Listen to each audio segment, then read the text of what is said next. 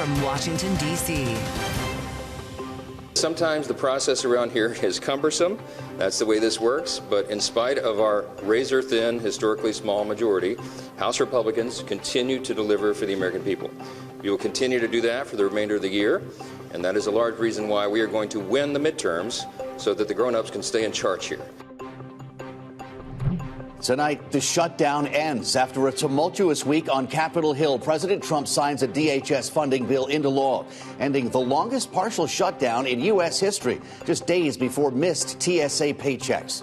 We'll take a closer look at the infighting still unfolding in Congress at this hour. And standoff with Iran. Trump says the pressure campaign is working, arguing the country's economy is crashing under the U.S. blockade, while signaling he's also open to escalating further. The fallout hitting Americans at home, with gas now averaging $4.30 a gallon. President Trump reportedly briefed on new military options, as we will discuss ahead with former Defense Secretary Leon Panetta. And Apple at the plate. The company out with results after the bell, with revenue topping estimates on extraordinary demand, it says, for the iPhone 17 lineup. The results coming amid a major leadership shakeup. Bloomberg Tech's Ed Ludlow joins us next with the latest. From Bloomberg's Washington, D.C. studios to our TV and radio audiences worldwide, welcome to Balance of Power. I'm Joe Matthew. Kaylee Lyons is off tonight. We begin with Apple's second quarter results out after the close. Joining us now from our San Francisco bureau is Bloomberg Tech's Ed Ludlow. The company's telling a great story here, Ed. What do we make of the ho-hum response in the after-hours session? Yeah, the language that Apple uses is optimism. It's almost maximalist. It was a record March quarter for most of the product categories and services. But the story is quite simple. They beat, but it was not a blowout. So overall revenues, $111.2 billion. The estimate was just shy of 110. That's largely accounted for by Greater China. So interesting that they're seeing some outperformance in Greater China, where revenues $20.5 billion. The estimate was just below $19 billion. We will learn more on the call about the behavior of the consumer in China, how Apple's attitude to China is or isn't shifting as an important marketplace. But beyond that, this was dry. Apple is still a cash generation machine, and it still uses that cash for growing dividends and buybacks, not necessarily for anything big in the world of AI. Interesting. Ed, who's running this call? Is it going to be John Ternus instead of Tim Cook, or is this Mr. Cook's swan song tonight? The honest answer is we do not know. The change in CEO is effective September 1st. Tim Cook steps down as CEO and becomes executive chair. September 1st, John Ternus, who's been the hardware chief, becomes CEO. They have kept a very clear format on calls in prior quarters, where it is just Tim Cook and then it is the CFO alongside him. So that will be a big piece of news. Apple shares, if you're with us on the radio, down just about $1.38, about 0.5%. Bloomberg's Ed Ludlow. Thank you so much, Ed. You can catch my friend Ed alongside Caroline Hyde every morning, 11 a.m. Eastern on Bloomberg Tech on Bloomberg TV. Here in Washington, the news today, the conflict with Iran, still top of mind on both sides of Pennsylvania Avenue, with Defense Secretary Pete Hegseth testifying again on Capitol Hill today, and President Trump giving reporters an update on the war just a short time ago. Listen. Their economy is crashing. The blockade is incredible. The power of the blockade is incredible. They're not getting any money from oil. And hopefully it can be worked out very soon. Let's get more now from Bloomberg's Tyler Kendall, who joins us live from the White House. Tyler, there is reporting the president would be briefed today by CENTCOM's commander on additional military options for Iran. Do we have a sense of where he's leaning at this point? Well, Joe, at this point, President Trump is maintaining that fractured leadership in Iran is making the negotiations very difficult, but that the U.S. is still pursuing diplomacy. The thing is, Iranian officials, at least publicly, have long been consistent that they don't want to resume talks until the U.S. lifts its naval blockade, something that this White House says isn't going to happen. You heard the president there call the blockade, quote, incredible, as research firm Kepler estimated earlier this week that Iran only has about 12 to 22 days left when it comes to excess storage capacity for crude. And in the latest sign that the U.S. is doubling down on its naval efforts, a senior administration official tells us that the Department of Justice has initiated forfeiture process for 2 Iranian-linked oil tankers that were seized previously in the last few weeks by U.S. naval forces. It's not totally clear what this entails, but I bring it up because it's something to watch, because it could potentially signal the intent to seize the oil cargoes on board. This is contributing to the sense that the standoff is just going to continue in this deadlock here, as we got that rare statement from Iran's supreme leader earlier today saying that the country does intend to retain control over the Strait of Hormuz. So, Joe, President Trump has a few options in front of him now, including that Axios report that you're referencing, that maybe there could be a short wave of strikes to try to spur some momentum. But, Joe, he was just asked by a reporter if he's getting, quote, antsy to end the ceasefire, and he says that nobody really knows where talks stand besides for him and a couple of other people. Interesting. Tyler, the president did put pen to paper today, signed the DHS funding bill. No signing ceremony? It doesn't appear like it, though we know that the White House wanted to get this done as quickly as possible to end what turned out to be the longest partial government shutdown in U.S. history, and comes just days before the White House said that they were going to run out of funding for those critical TSA workers who had gotten a boost from a previous executive order that President Trump had signed. Now, as you well know, this package funds the majority of DHS, but it does strip out those two agencies, ICE and Customs Enforcement and Border Patrol, because those agencies had already gotten funding under the One Big Beautiful Bill. Joe, this is setting up the reconciliation process so we can get some additional funding for those agencies. That would only be done through party lines, and President Trump says he wants it on his desk by June 1st, but it may hit some snags amid Republicans if they push for any further tax or spending cuts. The big picture here, though, Joe, is that we saw this shutdown because Democrats wanted to get some changes to ICE in these bills, but it doesn't look like they got anything. Tyler, thank you so much. Bloomberg's Tyler Kendall, live on the North Lawn of the White House. On the other side of Pennsylvania Avenue, meantime, fireworks today on Capitol Hill as the Senate Armed Services Committee got its chance to cross-examine Pentagon Chief Pete Hegseth over the war in Iran, the defense budget, and a lot more, with Hegseth blasting Democrats as the nation's leading obstacle to peace. Here's what he said. Unfortunately, as I said yesterday, and I'll say it again today, the biggest adversary we face at this point are the reckless naysayers and defeatist words of congressional Democrats and some Republicans. Defeatists from the cheap seats who 2 months in seek to undermine the incredible efforts that have been undertaken and the historic nature of taking on a 47-year threat with the courage no other president has had, to great success and great opportunity for preventing Iran from having a nuclear weapon.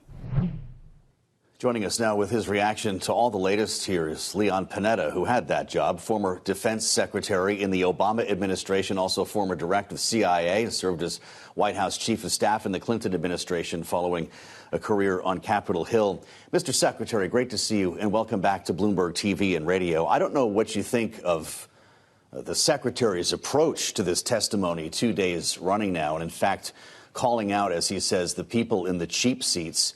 But is it unpatriotic to question the direction and spending of the Pentagon? I think that's what the Congress gets paid to do, is to question any kind of request for funding. They do have the power of the purse, and they do have the right to ask those questions. I think the Secretary of Defense would do better if he just went up to the Hill and explained the facts about why this kind of funding is necessary. I think when he criticizes members, when he kind of becomes political up there, it's going to hurt because, frankly, he needs both Democratic and Republican votes in order to be able to get the kind of funds he's requesting passed. So I think it would be a better approach just to stick to the facts the way General Kane does.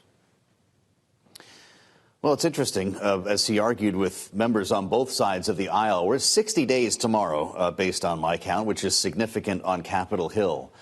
That would mean a 30-day potential extension for the president, whether or not he requests it. It's about a month to make the case, with Republican senators telling us off the record, Mr. Secretary, that they will need to see a better amount of information in a sales pitch before they can vote on an AUMF, and they say that will be required, an authorization for the use of military force once we get to that 90-day mark. Based on what you've seen, is this administration capable of making the case in that period of time?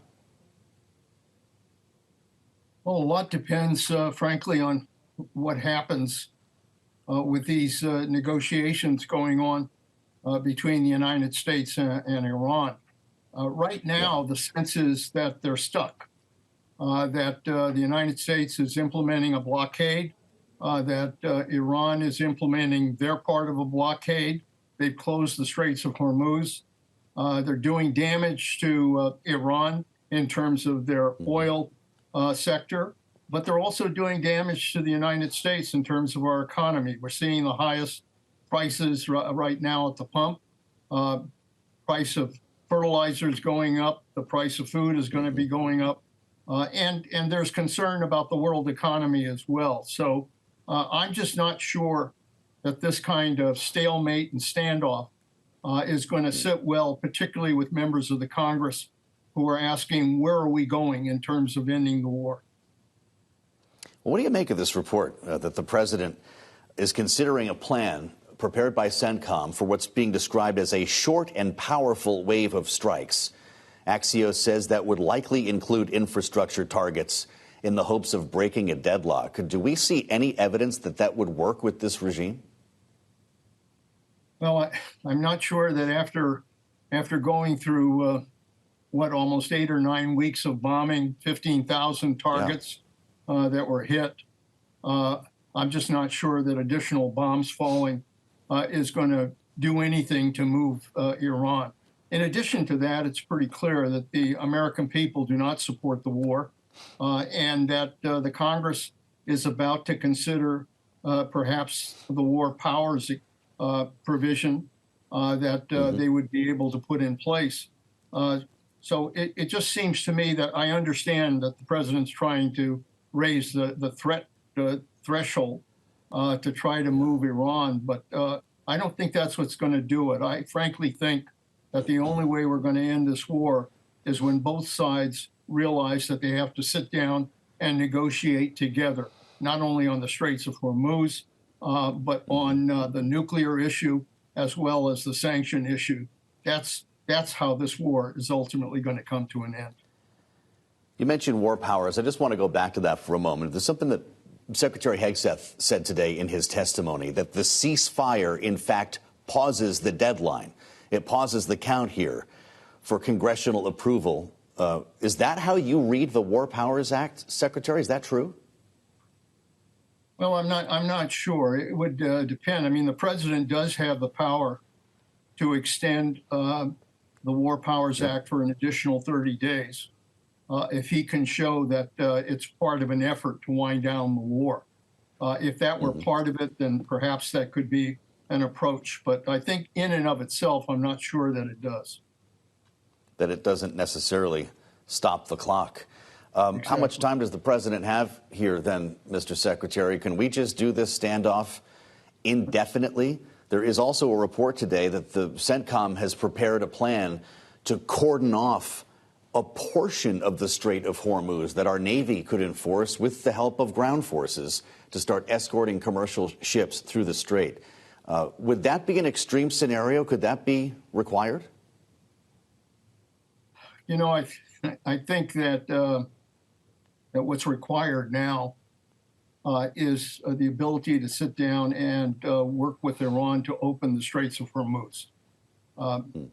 That's that is really hurting not only our economy, but I think it's hurting the world. And so what I would expect that if they could put into place, and there's some talk of this, some kind of allied combination of effort in order to operate the Straits of Hormuz, I think that would be a much more positive approach to ultimately then opening the Straits of Hormuz and allowing for negotiations on the other issues that would help us ultimately end the war. Kind of a interesting headline yesterday. Jumped off the page for a lot of us, Secretary. A hypersonic missile could be deployed by the United States in Iran. In fact, it's being positioned, and a lot of people didn't realize we had a hypersonic missile, I think, to put in place. Does this change the dynamic on the battlefield, or is this saber rattling by the administration? Well, I think we do have that potential in terms of weaponry, but whether it'll make a difference in terms of Iran, I just don't see that making a difference right now. Iran has been pretty dug in. It looks pretty clear that the regime has been able to survive, and more than survive, basically become even more empowered. So I'm not sure that that any kind of weapon system at this point of the game is going to make a difference in terms of the standoff that we now have. Great to see you again, Secretary. Thanks for coming back to talk to us. Good to be Leon with you. Panetta is, of course, former defense secretary from the Obama administration with one of the longest business cards in Washington. We thank you. Coming up, Brent crude touching a 4-year high this week on anticipation of the standoff in the U.S.-Iran war continuing. We'll discuss the long-term impacts with Kevin Book of ClearView Energy Partners. He's with us next on Balance of Power on Bloomberg TV and radio.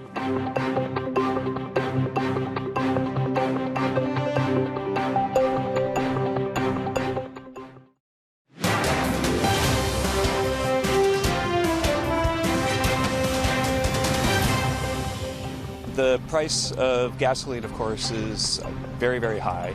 We expect that that's a temporary phenomenon.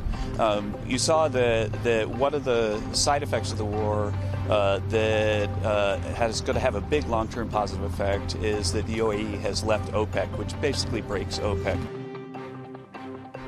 It's Balance of Power on Bloomberg TV and radio. I'm Joe Matthew in Washington, where we heard from Kevin Hassett today, director of the National Economic Council. They're speaking with reporters at the White House. This comes after Brent crude reached a 4-year high this week on the supply disruption caused by the ongoing closure of the Strait of Hormuz. We are in triple-digit territory for crude. The gas prices that Hassett mentioned, $4.30 a gallon on average nationwide, according to AAA. And joining us now with his insight here in our Washington bureau is Kevin Book, managing director at ClearView Energy Partners. Kevin, it's great to have you back, and we appreciate that. You've been talking about something in your notes to clients called the uncertainty discount, with an eye on the president and this White House. Is that why we see Brent this morning hitting $120 a barrel and, in fact, closing lower? How do we explain that turnabout? Well, Joe, I think you can say that in a time without precedent in terms of oil market dynamics, you can expect a lot of strange phenomena probably in the price. If you thought this was the way it was going to work, I think we're all learning. Yeah. It's an education. But when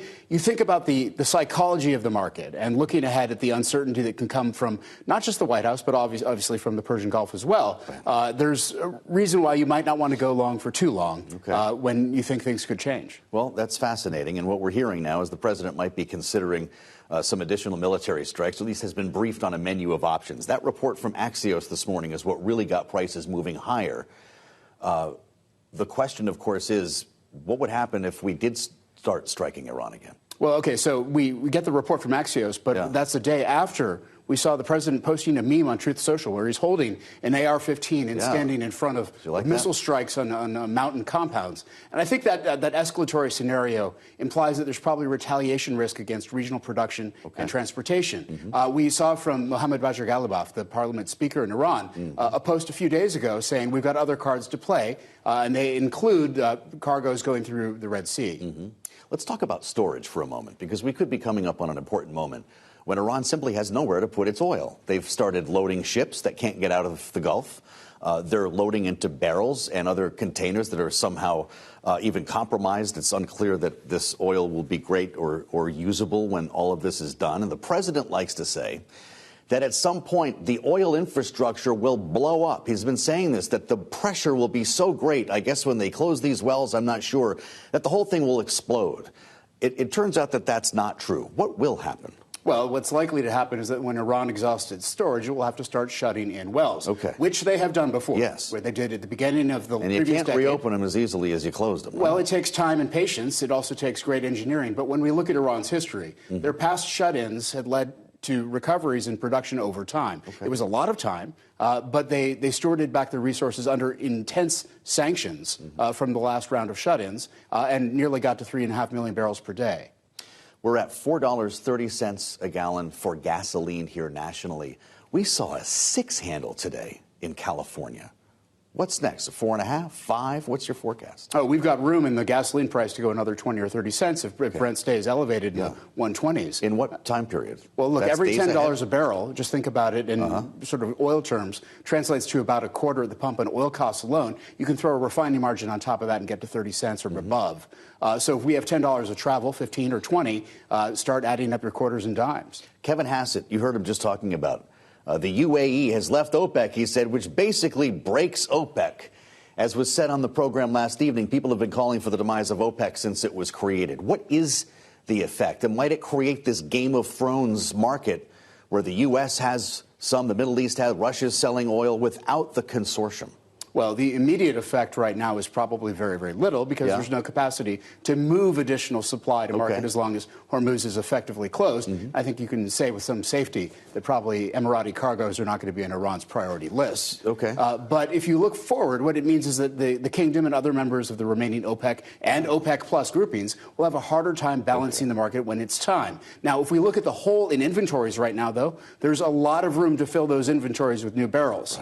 So the moment of zero-sum competition is probably, Joe, a long way off. Well, so Kevin Hassett, that sounds like then doesn't have a lot to celebrate if Donald Trump can't pick up the phone and get Saudi Arabia to crank production when he needs to. Is that not the case? Well, I don't think we expect the Strait to stay throttled forever. But there have been times when the White House has had to leverage Saudi Arabia when it comes to production without a closure of the Strait. Yeah, so some significant portion of spare capacity, 600,000 barrels per day or more, that was under sort of the OPEC shroud, has now moved outside of it, and the Emirates have intentions to raise their production even higher.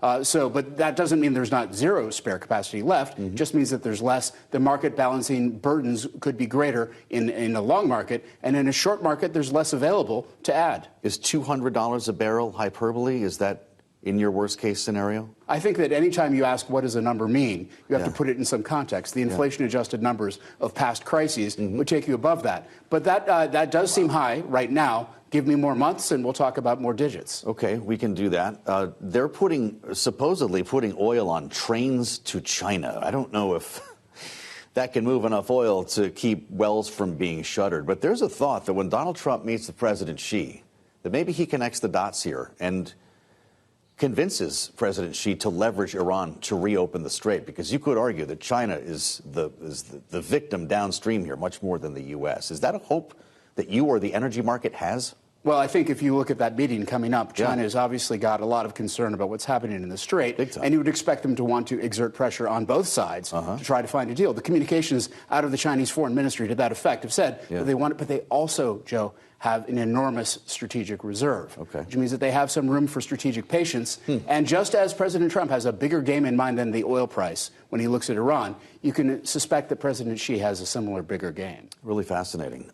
We've got less than a minute. When do physical shortages begin? Would it be Europe first? Is this days or weeks away? I mean, when you talk about physical shortages, they're already there for some of the Asian importers, particularly for cooking fuels. Now, when we start looking ahead, we're weeks to months to very serious physical shortages in other parts of the world. Weeks to months. It's great to have an expert talk about this. Kevin Book would be that expert, managing director at ClearView Energy Partners. Kevin, thank you. It's great to have you back. Coming up, after a Supreme Court ruling that will now curb the use of race in drawing voting districts, we'll talk about the impact on the midterms in the debrief with Mario Parker. That's coming up next on Balance of Power. I'm Joe Matthew in Washington. Thanks for being with us on Bloomberg TV and radio.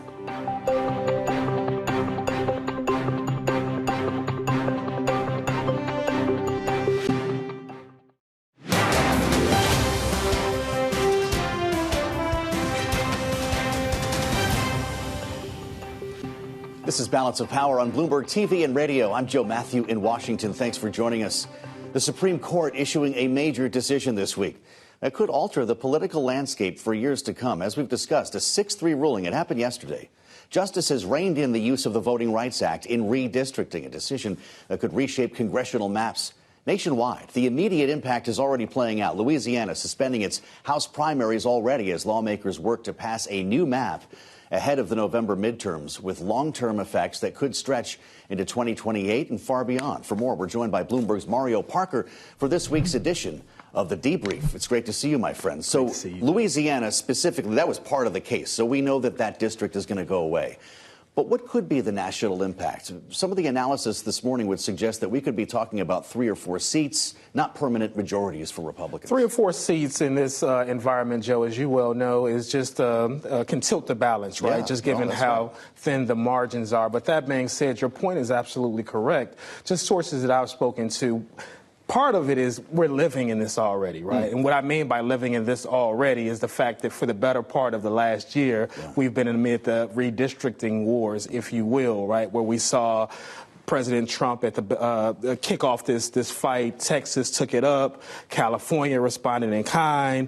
Other states followed, and there was this domino effect.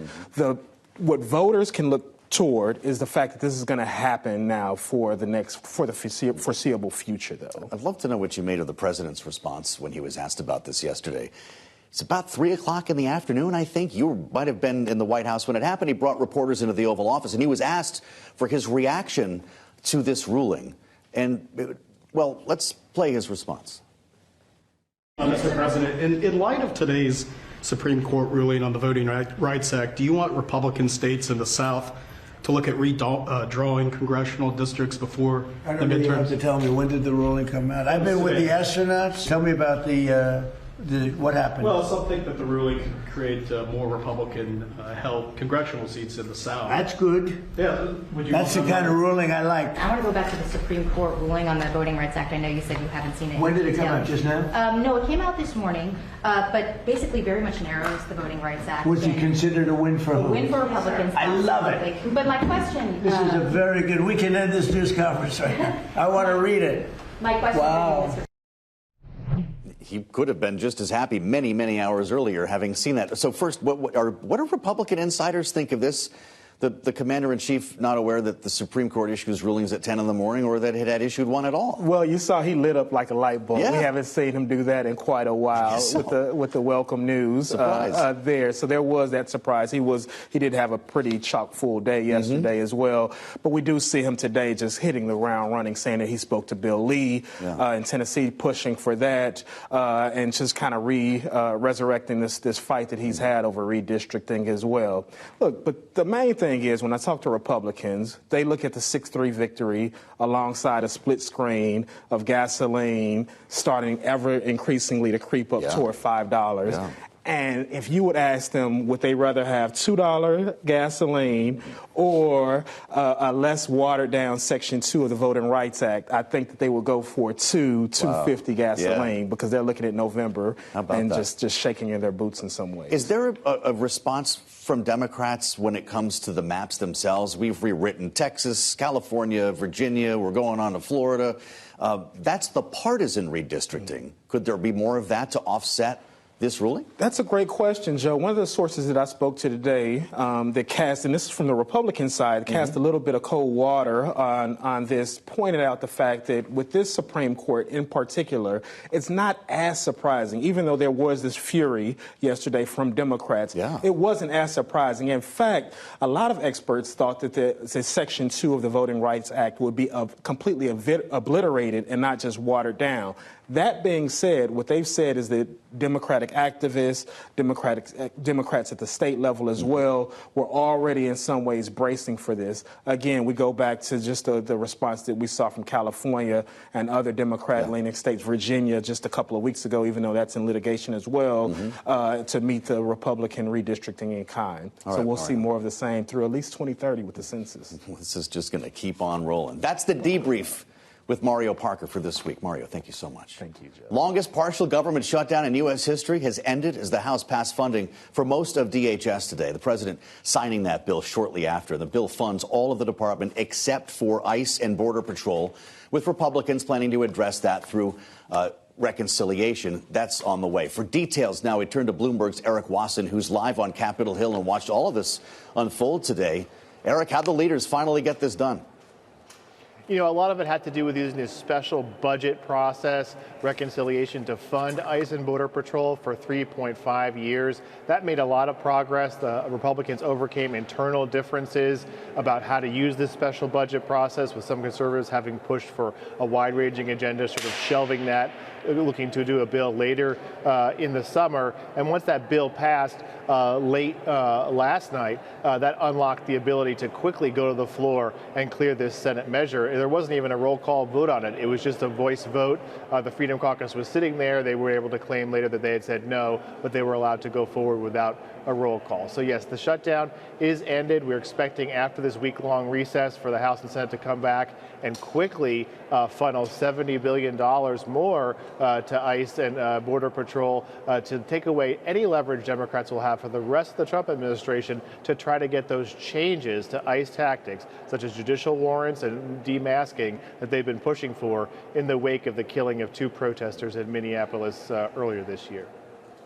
So do they have time to get all this done, Erik? The president wants a reconciliation bill on his desk by the 1st of June. Everybody's leaving on recess, right? Is it going to work? I think it will get done. You know, the Senate's going to come back. They just announced it very quickly on that Monday, the 11th, vote on Kevin Warsh's nomination.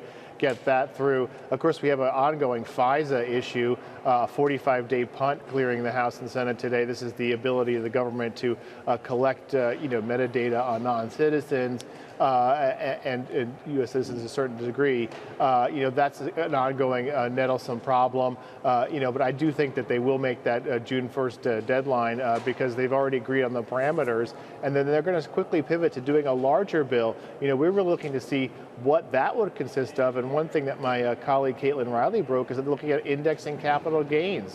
These are long-held GOP priorities on the tax code. They're looking at cutting Medicare potentially. They're calling it fraud, but it could go beyond that, and to see if that can get rammed through without Democrats. It's going to be a heavy lift, but we'll be keeping our eye on it through the summer because it's probably the last chance this majority will have to pass any legislation that could affect the midterms, which they're facing an uphill battle in.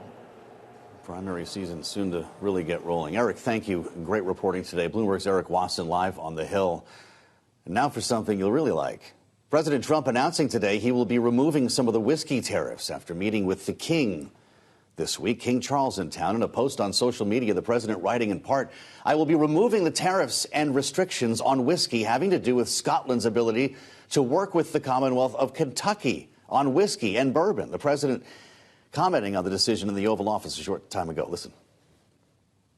I just took all the restrictions off so Scotland and Kentucky can start dealing again, and I did it in honor of the King and Queen who just left.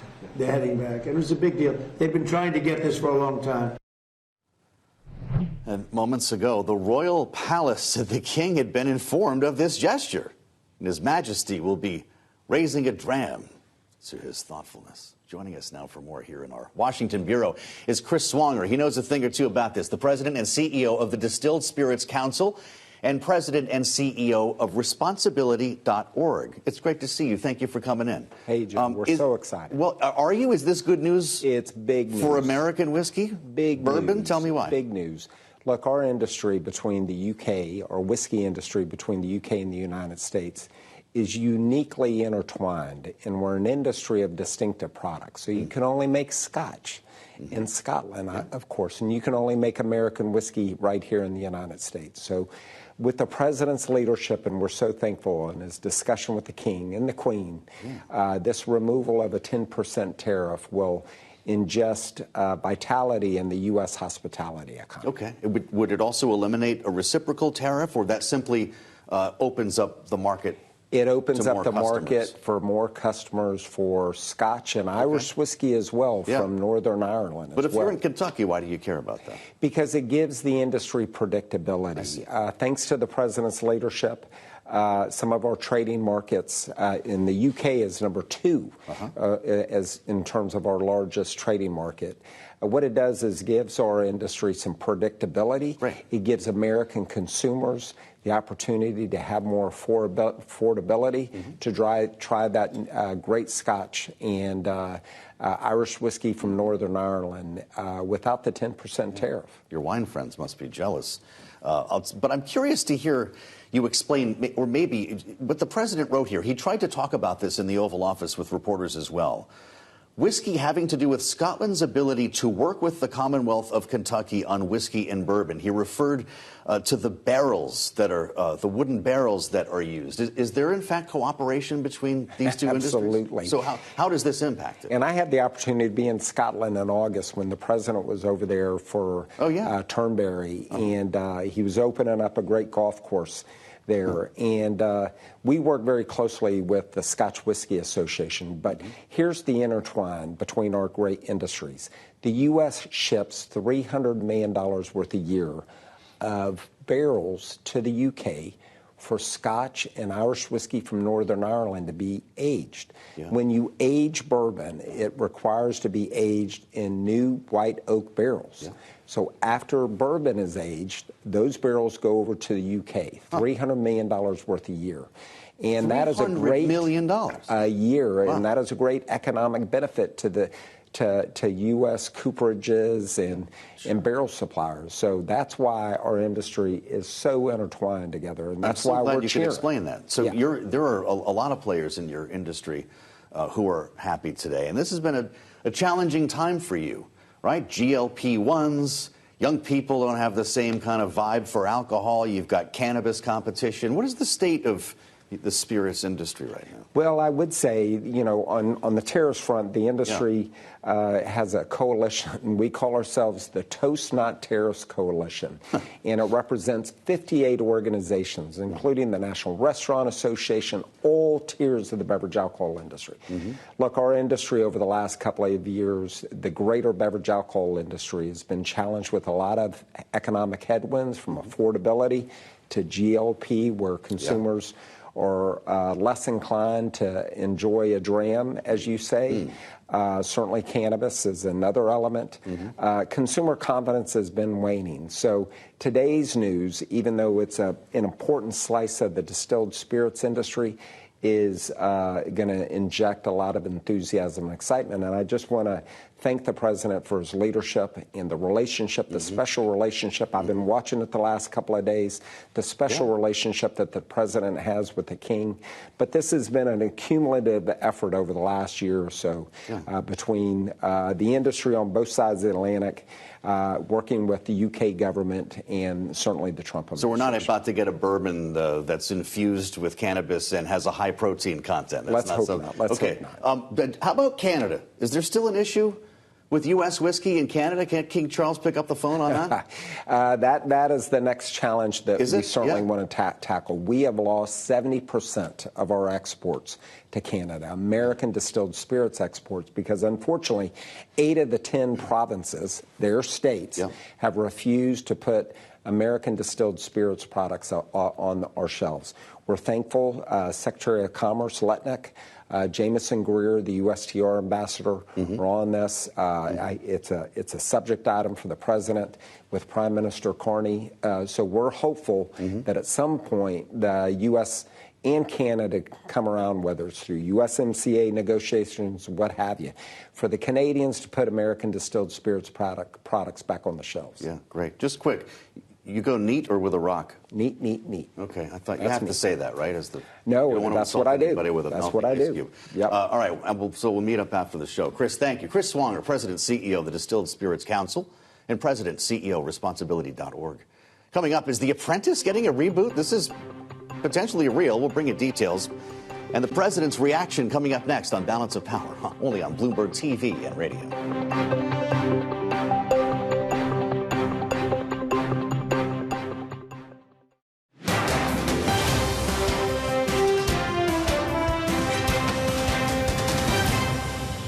If the president, who regrets not signing that executive order to the then SecDef in 2020, asks you to seize ballots or voting machines in states during the 2026 election, will you stand up for the Constitution and say no, or will you salute and do his bidding? Address the election issue, please. Well, again, that's the most important thing. It's what's happening. It's yet another gotcha hypothetical, which is your specialty. It's not. We had an executive order under the Biden administration in 2024.